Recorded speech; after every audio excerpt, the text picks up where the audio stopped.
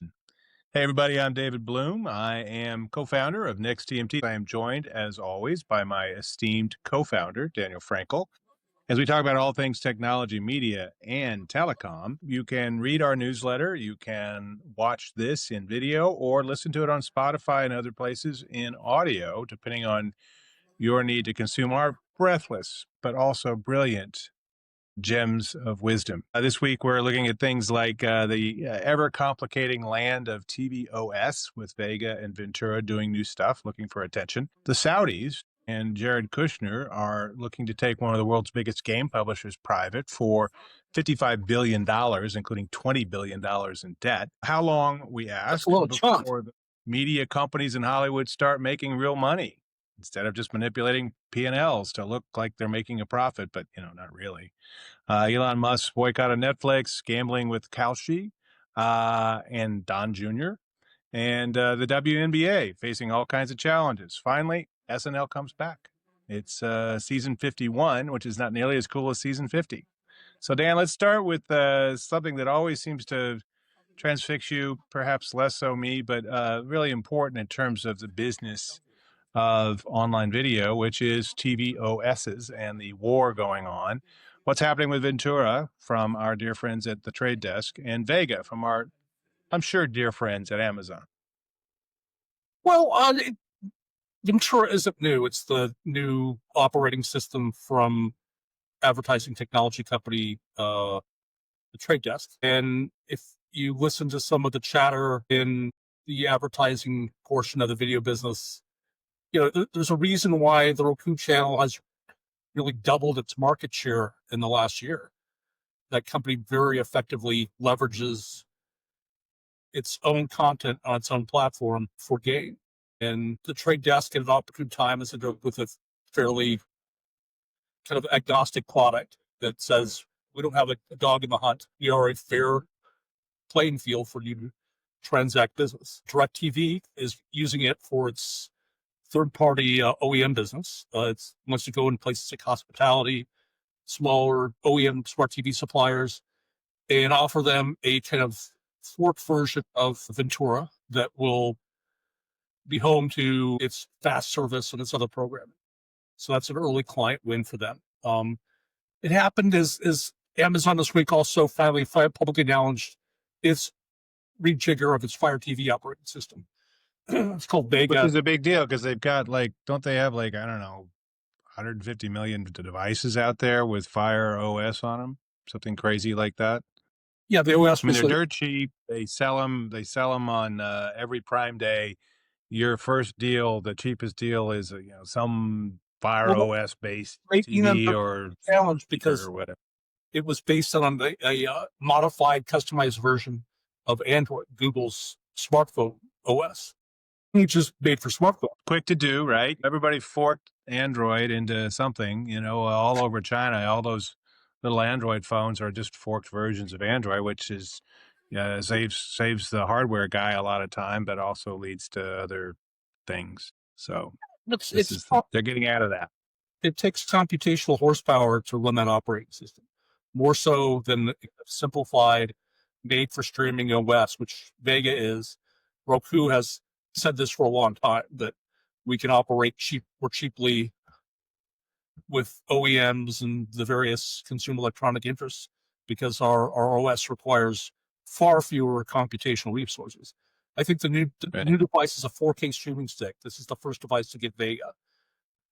And it has 1 megabyte or 1 gigabyte of memory, which is half what the previous iteration did. It's not backward compatible though. Like if you have, I don't know, a Fire TV from 2 years ago, it's not gonna front load this new version, completely wipe everything and put this on top of it, is it? I was able to ascertain that. One of the things that you're not able to do was small niche apps that were made for Android. You could sideload them onto the previous version of Fire TVOS. You can't do that with Vega. They have to be purpose built, right? So that's probably not a win. You might get a better, cleaner, more purpose built operating system, great, but you lose any functionality. I mean, one of the things Android always one of its appeals was the ability to tinker with stuff and throw a bunch of things on there that you had control over. So it'll be interesting to see if that causes some ill feelings. Well, I mean, I mean, both companies had good reasons for doing it. The reason I wrote about it is there are a lot of operating systems out there, and if you design apps, if you make, let's say, a direct-to-consumer regional sports network app, you have to design for Roku and Fire TV, Google TV, Yeah, the Xbox. engineering overhead is huge. I mean, it's a big deal for anybody that's creating any of these things. You're right. You got 20 TVOSs, and you got to pick your spots. Am I going to be on Samsung? Okay. Am I going to be on LG? Sure. Maybe I'm definitely on Roku, and I'm definitely on on Vizio. But like, where do what's the priority list? I have to hire a team of engineers as opposed to one or two guys that sit in Right. the loom, and it has to Right. be updated all the time and managed. It's much more complicated endeavor. And the feeling was, apps are consolidating, at least the major ones. You look at what's happening with Paramount and Warner Brothers Discovery, potentially. But, the TVOS apps, which are supposed to consolidate and simplify, have not to this date done that. Yeah, I think there's still some shaking out ahead on that one. Part of that's driven by the fact that so many of these OSs are from companies that make the TVs, and they don't have, given their razor thin margins, a TVOS with its own ads ecosystem is a way to actually pay for the hardware that they make. So they have not a lot of reasons to not keep doing that until they don't have any choice but get out of the TV business, right? Oh, Matthew Hinnick is in charge of former Facebook Meta executive engineering guy who's in charge of the launch of Ventura for the trade desk. And, that's kind of central to his pitch that if you have everybody who has a content dog in the hunt is driving their own content. I didn't watch, frankly, a lot of connected TV YouTube prior to becoming a Google TV user at the beginning of the summer. Now I sit down, the first thing I look at is, a football game preview on YouTube, or it has exponentially increased the amount of YouTube I consume just by a simple switch of software. So Right. does that work?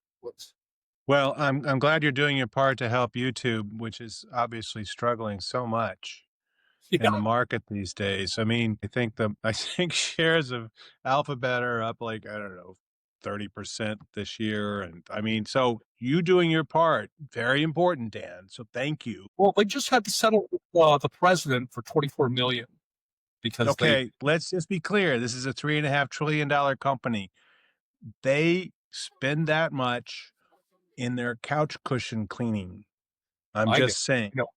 It was just an opportune time to mention it. So it's an opportune time to mention it. It is yet another shakedown by our favorite president, but it is an inconsequential go away amount of money for a $3.5 trillion company. So that being said, there are other things going on. And you asked, I think, a rational question based on a recent analyst report from our good friends at MoffettNathanson saying,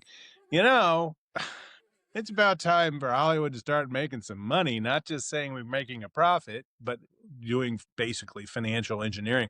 Or we're going to stop making things and fire everybody. And look, we're making a profit with our library and the one new show we do a year. Isn't that amazing? And actually start making like more stuff. And I was actually surprised because I think when your product is more stuff and your response is make less stuff and make it look like there's stuff going on. People are paying for it by price hikes and the rest. That's not actually moving forward. But, the MoffettNathanson guy said basically, hey, really, Netflix's secret isn't just $17 billion in spending a year on programming. Yeah, the analyst. It's content. It's a difference in content here. Exactly. It's the spread of being able to appeal to that high-end user, which generates more revenue per user. Which Netflix does. They have a $25 tier, $24.99, that has 4K and all the bells and whistles. And as you raise the price of that, not everybody's really elastic enough to pay that kind of money for streaming.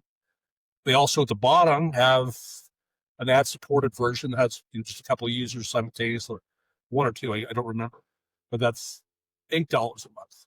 in between. I think it's just a single user, but the real important part, which was pointed out in a recent another analyst report, was how much cheaper it is now than what Disney Plus is charging. Well, yeah, and the other streaming companies don't have that kind of price elasticity. They have very little distance between the most expensive and least expensive tier. So you know, it's kind of like those old multi-blade razors, that old campaign. One blade sets them up, the other, they don't work synergistically with each other. And Fishman suggested a more strategic pricing model with a really inexpensive option at the bottom and some stuff in the middle. But the reason why they have that really cheap option, or they're able to do that really cheap option, is because they're trying to drive an ad-supported tier, which can generate more money, quite a bit more money, when you get scale. So they have an incentive to keep that price as rock bottom as possible. And the really weird part is, okay, all these companies like Disney, which have been making money off of ad-supported broadcasting and cable for decades now, aren't really doing the same. They can't get the scale, I guess, on their ad-supported side to justify it, and they lose too much money. Again, their P&L doesn't look pretty, so they're losing out, right? Isn't that basically what's happening? Yeah, they need to figure out sticky economy cars and high-end luxury cars. Be able to get the higher revenue per user consumer in the door and keep raising that price without chasing people out and ruining scale growth. If you can achieve both, keep that bottom level humming. Its margins are driven by the advertising. Same time, you have a top end revenue stream. You look like Netflix, and that's what he was advocating. Wasn't talking about driving more content, but I think the two go hand in hand. I think, with success, with greater revenue, you start producing more shows. Yeah, that's the Netflix flywheel they've been talking about for, 7, 8 years now, right? I mean, really, that's their ultimate. We make more shows, more people sign up, we make more money, we raise the price a little bit because we're providing value, we make more shows, and thus we go. Our fans are happy, we're happy, our stockholders are happy. It's one great big flywheel of joy. During the great variety bloodletting, there was one reporter right before I lost my gig. He came in with a box to pick up his stuff and told us, to the moon. He didn't want anything to do with that chit chatting. He was just getting out of there. He was anyway, writes, now he wrote this eloquent article for the Wall Street Journal the other day about people losing their jobs in Hollywood in droves. Jobs are down from 142,000 in 2023, and now they're 100,000. That's a lot of jobs. That's about 1/3. Yeah, that's pretty rough. Shows are down about 33%, which is massive. A lot of Zaslav thing going on. And so we got a problem here. It's not the first time, but this one seems lasting. There's all sorts of specters like AI replacement hanging over the business. I just made the case that, if the SVODs from the major studios, the major companies in the town, were able to sort of generate a little more revenue, we'd all be a little better off around here. So, right, it would be helpful. I don't know if that's going to happen until they do a little bit of merging. They're going to be distracted. The reality is, they're going to be distracted. Comcast is going to be spinning Versant off, and whatever that's going to mean. I mean, you got Warner Brothers in play. Maybe Ellison goes right after them, but maybe Brian Roberts does too. They're going to be distracted for a while, and I don't think they're going to be busy making a cool new streaming product at scale for a reasonable price that will drive lots more shows. It just ain't happening, I don't think. Comcast made an interesting deal or interesting promotion last week. Did you see that they promoted Mike Galvanow? He was a president/CFO, high-level operative. Now he's co-CEO with Brian Roberts. I know if Brian Roberts says I have a lot of plate, or yeah, he does. I mean, look, you can just look at Netflix, which is doing just fine and has a much more straightforward business model and set of businesses to keep track of than Comcast does. Comcast got his hands in all kinds of stuff. And, their cable side keeps going, okay, let's get into Wi-Fi, and let's get into wireless, and let's get into this, and let's get into that. And they've got a whole sports operation which is off to the side. But a lot of the Philadelphia sports teams are owned by Comcast people. And they got their hands in a ton of stuff. And oh, by the way, they got to figure out how to make Peacock. Speaking of having making money, Peacock is still the last little soldier on the losing dough side of things. I mean, they still can't get 42, 44 million, something like that, subs. It's really not.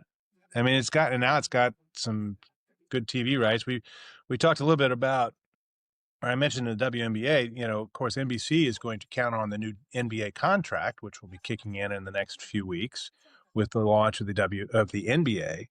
But the WNBA is in the middle of its first ever 7-game finals, in the middle of all kinds of ferment. We had, their two emerging stars, Angel Reese and Caitlin Clark, are both on the sidelines by the end of the season. Clark had injuries again, bless her. Yeah. And Angel Reese got into a tiff, as did her coach, with crappy officiating in the semifinals games and other things. And they had her on the bench, which is not what you want to do with a star who's putting up double doubles at a Rasheed Wallace clip. With, I might add, some of Rasheed Wallace's ability to get technical fouls. Which was prodigious. Yes. But you got that going on. Then Nafisa Collier, she's a superstar in the league, just launches against Kathy Engelbert, the commissioner of the WNBA, about how terrible the leadership is here, and points to the crappy pay that they've had in the W for a long time, but the terrible officiating and all that. And so that's right on the eve of the finals. And oh, by the way, they have a Players Association contract that's about to expire. That soliloquy she gave was powerful. Yeah. Comes that the league had not too long ago a lot of momentum, and like 6 weeks ago. All of a sudden their biggest star gets hurt. They have this player insurrection. The salary thing can tear that thing apart. And then I read in Politico that MAGA is turning sour on it because there's social activism among the players. We can't have that.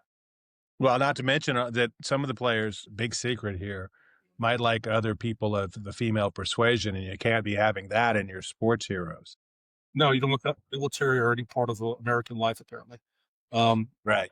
So, yeah, I mean, there's trouble on the horizon. One thought I had about the WNBA is, man, those games are fun in the summer, but just like baseball, they run into this sort of buzzsaw of TV competition. But this is the greatest time of year if you're a sports geek.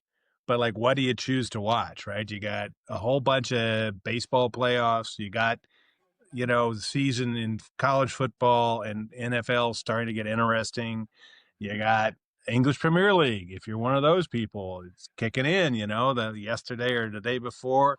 Chelsea came back and won in the 95th minute of a 90-minute game. Don't ask me how that works, but it's what they do, against Liverpool, which won the whole thing last year. You got things like that going on. And oh, by the way, here's this finally kind of hitting it, WNBA, and right in the middle of stuff, right? I look at Major League Baseball, and you look at the Cincinnati Reds and the kind of jubilation in the streets of Cincinnati after they outlasted the Mets and claimed that last playoff spot. And then got boat raced by the Dodgers in Sunday 2 night, games. You race out to Los Angeles on Monday, and then you're playing a buzzsaw. LA is suddenly hot. They figured out the bullpen, and then you don't have a lot. That's not much of a chance in a 3-game series. You don't even get a home game, and it's really rushed. Listen, I'm a Dodgers fan. Like, I was happy to see it, but at the same time, if Major League Baseball ended its season a week or two earlier, I know Bob Manfred has changed a lot and innovated a lot. It's difficult to say, hey, we don't want to play 162 games, we want to play 155 or whatever. That might not fly. But with another week of air, another 7 days, a couple more days off, I think it would be better for the game.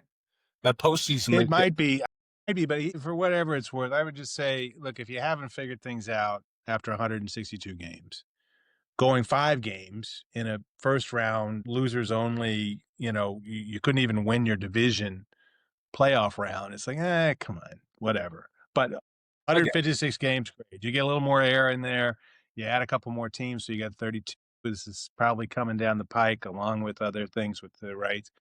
But, it's an interesting time right now, and we'll see what happens to the W, because with that contract expiring on Halloween appropriately, I don't think this gets fixed right away. There's a lot of, look, the franchise values are going up. They're expanding. They just added a franchise in the Bay Area. They've got, I think, at least 3 more coming, one each in the next 3 years.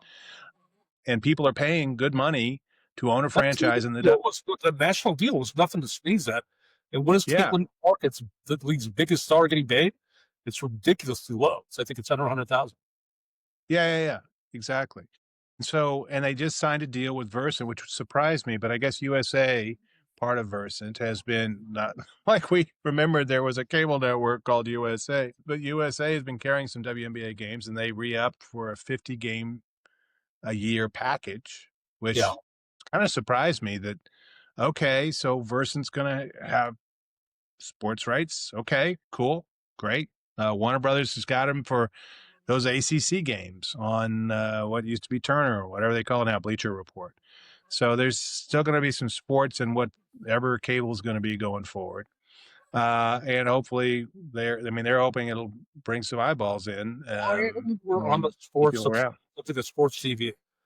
I am a Trojan fan like you, but I do want to mention, my first thought was when the big CBS and their Big Ten coverage decided to keep the UCLA Penn State game. UCLA is 0-4 under that game. They haven't led for 1 second of a game this year. It was a, what do you say, a 61% chance of going 0-12, right? According to that was a miserable team.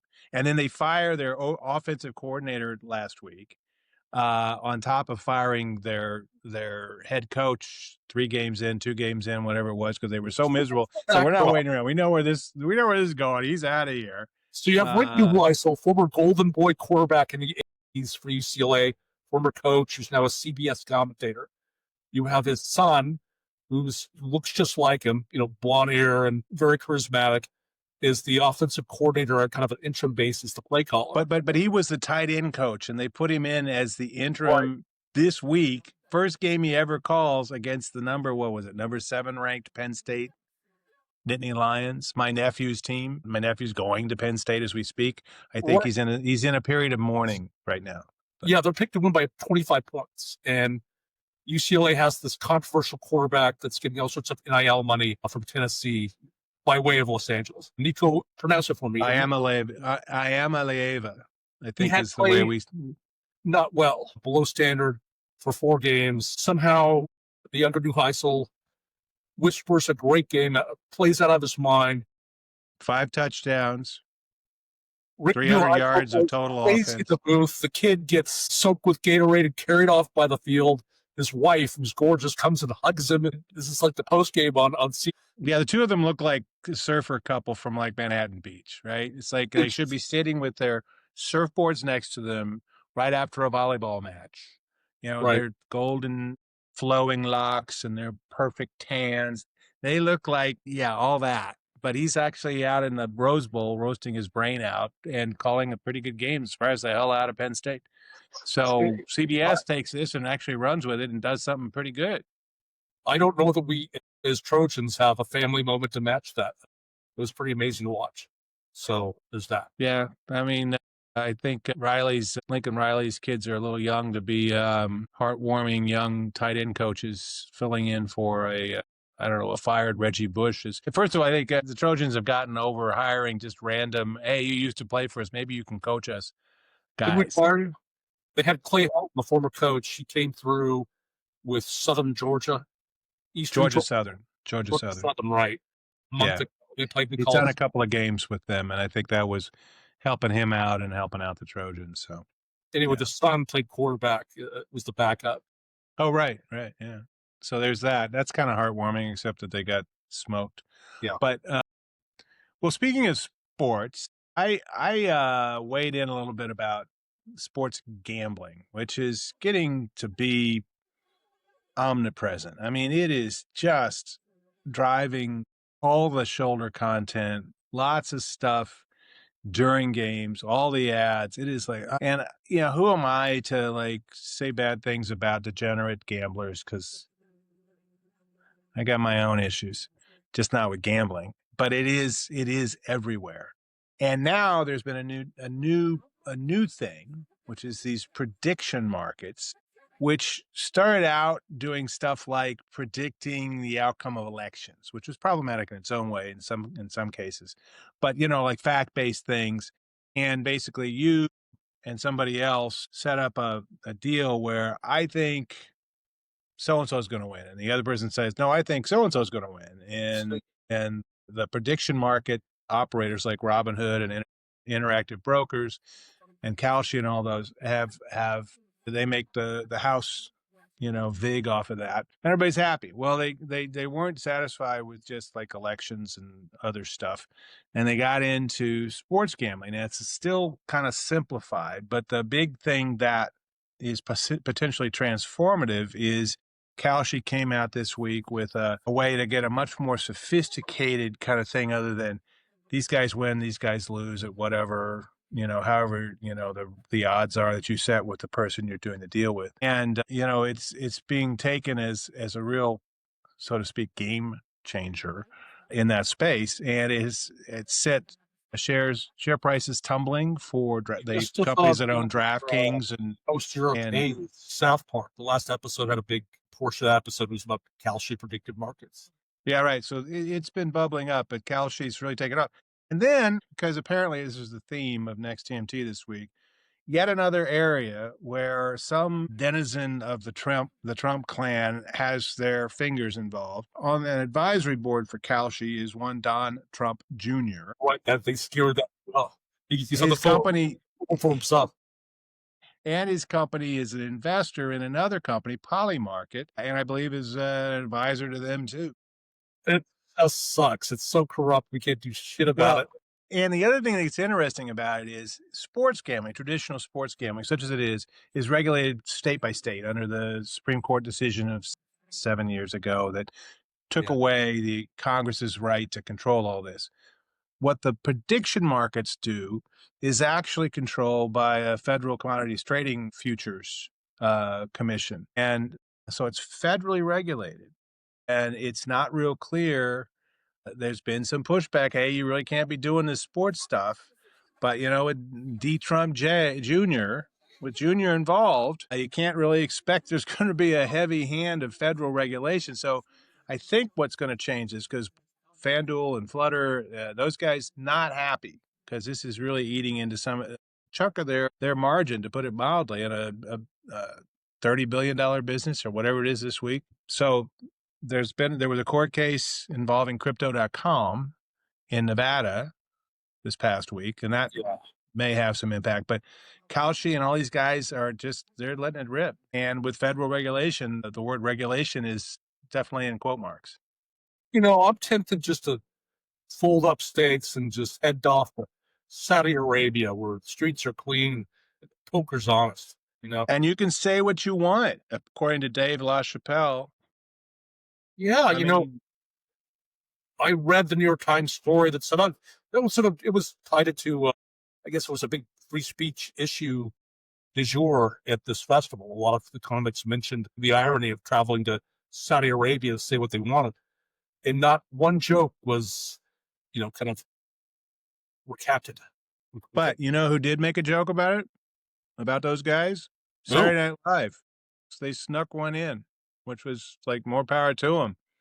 These guys are like, oh, free speech, free speech. We're not going to say a word about bone saws or Adnan Khashoggi or all the hundreds of people executed by beheading every year by the Saudi government, some of them for political reasons, or the ongoing repression of the Houthis in Yemen, other little things like that. But, hey, they're our friends. So let's go have a comedy festival and let's go buy one of the biggest game publishers in the world with Jared Kushner, who we already gave $2 billion to manage, quote unquote. The management fees must be quite nice on that $2 billion.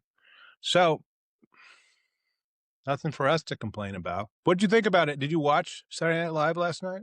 I did not. I saw the opening, the cold open, You saw the cold open. Donald Trump. So Mikey Day makes an even creepier Brendan Carr than Brendan Carr does, which is really saying something. He was on the camera for what, 20 seconds. His brand So not even that, but there was a thing during Weekend Update where Bowen Yang comes out as Dobby the house elf, trying to explain J.K. Rowling's anti-trans stuff, just like Elon Musk's anti-trans stuff. Who Elon actually has a trans child who he's estranged from. So Bowen Yang comes out there, and it was weird because Bowen Yang's Dobby makeup mask looked disconcertingly like Mikey Day's Brendan Carr sort of outfit with smaller ears than Dobby has big, like, sail-sized ears. So it was like, okay. All right, you watch South Park, I'll watch SNL. We'll catch up. It'll be too late for this podcast, but no, I'll look, I even have a spouse who likes South Park now. She didn't even know, like, what is North Park? It's like, no, honey, it's South Park. It's these guys, they've been doing this for like 28, 30 years, 32, I miss 28 whatever it is. They've been doing it. They started out in Estes Park, Colorado, which is by Rocky Mountain National Park. Remember, it's about 4 hours north of Denver. And they came out here and they made a scurrilous, hilarious little short video for somebody's Christmas thing. What? George Clooney liked it. And Matt Damon liked it. A couple of up-and-coming stars in the late 90s. Yeah, but the first thing they did was this Christmas card about Jesus and Santa getting into a fight. Right. And it was like 3 minutes or something like that. And that was sort of like, who are these guys? But it went to the right people in Hollywood, and somebody gave him a deal at Comedy Central. It was one of the first viral videos, I think. Yeah, absolutely. Yeah, before there was like online ways to really distribute this stuff. And you distribute. I remember seeing it. It was pretty hilarious. It was absolutely as sacrilegious as you could possibly imagine, and God bless him for that, so to speak. We're dancing around the issue of trans betrayal on TV. Elon free speech Musk. God. Free speech Musk, yeah, but boycott Netflix because they dare run a kids show that has a trans character. Save your children. He was being interviewed and asked about, like, oppression via advertisers withholding their money, and he said, "Fuck you, Disney! You're trying to exploit me for money." So indignant if somebody f's with his business. But he filed suit. He filed suit against companies that chose not to advertise on what's now called X. And he filed suit against Apple because it wouldn't carry Grok, his AI, which is trained on all the slop that is coming into X on a daily basis. And Apple said, look, we're really trying to like keep this a little bit above board here. And, like OpenAI does okay, but Grok is kind of, I'm not going to weigh in on the trans issue, but this content was 3 years old. It's an animated show that was canceled in January 2023, and it sits in the lower bowels of Netflix's content engine. And you got to look for it. You got to look for that. It's not getting promoted a whole lot. Yeah. And Netflix is impermeable to Elon Musk with 190 countries of distribution, over 300 million users. Right. But stock price did crater 2% on it. And it's still worth about as much as he is, which is about $500 billion. So there's that to think about. But I'm going to bet more on Netflix being around than Elon, the basilisk, remaining functional for 20 years. I think there's a growing fatigue of him dabbling in kind of culture wars and fucking with Wall Street. I think people are starting to be a little bit tired of it. Right. But meanwhile, it's worth noting that Tesla, its ever skeptical board, has proposed a $1 trillion pay package of incentives, which they say are really hard to achieve, but would be really worth $1 trillion if Elon is able to achieve them. Now, that is certainly way more than the ridiculous board of buddies that David Zaslav has over at Warner Brothers Discovery, because he actually has to achieve like pretty substantial things, whereas Zaslav is sell us for at least $16.74 before the end of 2026. And before that, it was get cash flow up to a certain level. And before that, it was, oh, don't let the stock price completely crater. But it changes every year, like new goals for David to make another $50 million. Elon doesn't mess with that stuff. He's going big. Yeah. Mine's just get out of bed, make coffee. Yeah. So anyway, so yeah, you check out SNL. I definitely will catch up on my South Park. That 1 week interruption did not help our keeping on schedule with what they're doing. But welcome back to SNL. Bad Bunny, I was quite amused. Was looking forward. He was the host, not the musical guest. That was Doja Cat. But Bad Bunny, serviceable comedic performer. A, B, slips obviously back and forth with his Puerto Rican background, slips easily back and forth between Spanish and English, and was talking about how much he was looking forward to in his opening monologue being the halftime show at the Super Bowl. And of course, he knew what he was doing. He was just trolling ICE because they're like, oh, we're going to be there. We're going to be there in, making sure there's no people that are not legally able to be here. And it's like, yeah, because day laborers noted for their frequent purchases of Super Bowl tickets, like, territory. I mean, what kind of? I mean, they have some rights, don't they? As part of the Super Bowl. You'd think. Well, it'll be interesting to see if what is ICE's issue? Was Kristi Noem who went out publicly today and said Netflix sucks. We're gonna win. What is their issue with Bad Bunny? Is it the Puerto Rican heritage? What's the? No, it's the fact that he has a bunch of followers who they think may be in the country illegally and will will buy Super Bowl tickets to watch him perform. And I suspect what they'll just do is stay home and, I don't know, drink Corona and Modelo and eat great food and watch dumbass commercials and enjoy the game and keep thousands of dollars of ticket prices in their back pocket. Normal human beings like all the rest of us, because that's basically who they are. They're pretty much like the rest of us. But, ICE is there to protect us. So I feel better.